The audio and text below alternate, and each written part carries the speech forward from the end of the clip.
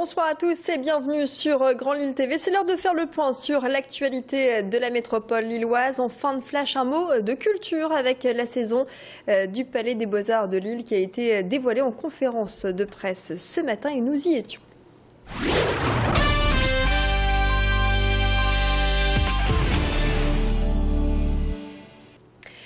Et en ce mardi 15 octobre, les musulmans pratiquent en fait l'Aïd el-Kébir. C'est l'occasion de se réunir en famille et de sacrifier un mouton, comme le veut la tradition, référence à Abraham qui sacrifia son fils pour honorer sa foi devant Dieu. Comme Noël chez les chrétiens, l'Aïd el-Kébir est une fête très importante dans l'islam. Nous nous sommes rendus à Bailleul où l'abattoir est réservé à ce type de sacrifice. De nombreux fidèles s'y sont déplacés ce matin dans le respect de la tradition musulmane, mais aussi des règles d'hygiène. Tanguy Lécluse a rencontré quelques-uns de ses fidèles de toute génération. Ce soir, c'est l'épaule. Faire un bon mchoui ou du couscous. Inch'Allah, si Dieu le veut. C'est à Noël des musulmans, on se rassemble, on mange, on rigole. Aussi, nous pouvons aussi demander aussi qu'il y ait un peu plus de respect et un peu de paix dans le monde, on va dire, avec cette fête-là. C'est un élan de solidarité entre tous les musulmans et non-musulmans, entre tout le monde. On partage, on est tous ensemble et c'est une journée qu'on peut se pardonner. Au chapitre social, 4 syndicats ont appelé à manifester aujourd'hui pour protester contre la réforme des retraites.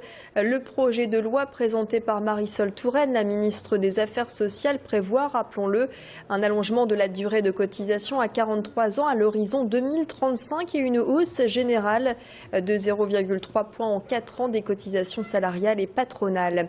Projet de loi adopté cet après-midi en première lecture à l'Assemblée nationale par 270 voix pour et 249 contre. À Lille, vous le voyez sur ces images, le cortège est parti de la Porte de Paris.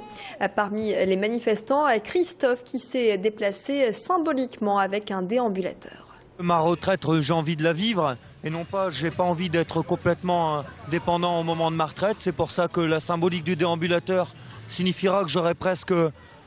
J'ai commencé à travailler dans la vie active à 25 ans, donc si on calcule 43 ans, donc vous voyez un petit peu dans quel état je vais être au moment de prendre ma retraite, mais je pense aussi à mes enfants. Donc si ça continue comme ça, eux vont la reprendre à 70, 80 ans, donc à un moment donné, il faut dire stop. Donc il faut pouvoir la vivre, sa retraite. Toujours au chapitre social, la mobilisation ce matin sur le site de l'hôpital de Roubaix. 2 rassemblements avaient lieu, le premier à Barbieux et le second à la Fraternité. Au total, plus de 200 salariés qui dénoncent des problèmes d'organisation et de financement. Concrètement, le personnel hospitalier pointe du doigt un manque de moyens, mais aussi des regroupements de postes et réclame un dialogue social avec la direction. Suite et fin ce matin de l'évacuation du camp de Rome de Croix-Wascal. Ces dernières semaines, plus de 200 personnes s'étaient installées dans des caravanes et des abris dans cette zone d'activité à cheval sur les 2 communes. Par le biais de la force publique, le préfet a donc procédé à l'évacuation complète à la demande d'une société privée propriétaire du terrain. L'évacuation s'est déroulée dans le calme selon la préfecture. Hier, nous évoquions des problèmes d'insalubrité dans la résidence Les Anémones à Mont-Saint-Barreul. Les locataires de CHLM pointaient du doigt des logements humides, vétustes, des problèmes de VMC, des ascenseurs régulièrement en panne. Ces logements sont tenus par le bailleur social Parthénor qui a accepté de répondre à nos questions. Parthénor assure qu'une importante réhabilitation des 2 tours HLM est prévue pour 2015. Objectif, régler ces problèmes d'étanchéité et d'isolation. Le bailleur social rappelle l'importance d'être présent lors des visites annuelles et assure vouloir établir un dialogue avec les locataires dans un bâtiment classé E dans le diagnostic de performance énergétique. Les précisions au micro d'Adélaïde Bollard. Je sais également qu'un des facteurs importants peut être également la ventilation des logements qui aujourd'hui fonctionnent. Il est donc important également que nos locataires, dans le cadre des visites annuelles, puissent être présents lorsque l'entreprise qui est en charge la vérification des VMC puisse ouvrir leurs portes et faire les vérifications d'usage, car la ventilation des logements, notamment sur un bâtiment qui a cette étiquette énergétique, est très importante.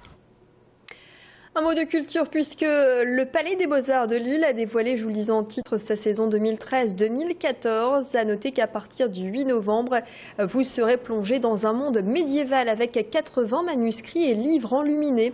Une collection accompagnée d'objets d'art datant du Moyen-Âge et de la Renaissance. Des œuvres rarement montrées au public, complétées par les sculptures en bronze de l'artiste belge Yann Fabre. Il s'agit de l'expo Illumination.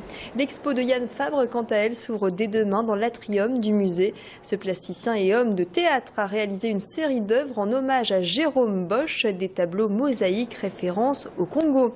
Enfin, le Palais des Beaux-Arts de Lille vous présente la première édition de l'Open Museum. Le groupe de musique français R va composer des titres diffusés dans les salles d'exposition. Le principe est que la proposition, c'est une carte blanche, donc on les laisse libres d'intervenir. Donc le groupe R a choisi à la fois de mettre des œuvres d'artistes contemporains avec lesquels ils ont travaillé, mais aussi de créer ces titres originaux, ces compositions en fonction des espaces. Et donc ils vont donc être diffusés, les espaces et les salles du musée vont être sonorisés. Donc ce sera une ambiance musicale qui va complètement habiter le musée, et je crois que ce sera une occasion exceptionnelle d'avoir cette complicité qui peut s'établir entre la musique et les arts plastiques. N'hésitez pas à vous renseigner sur cette nouvelle saison du Palais des Beaux-Arts de Lille. L'actualité se poursuit, restez avec nous sur Grand Lille TV.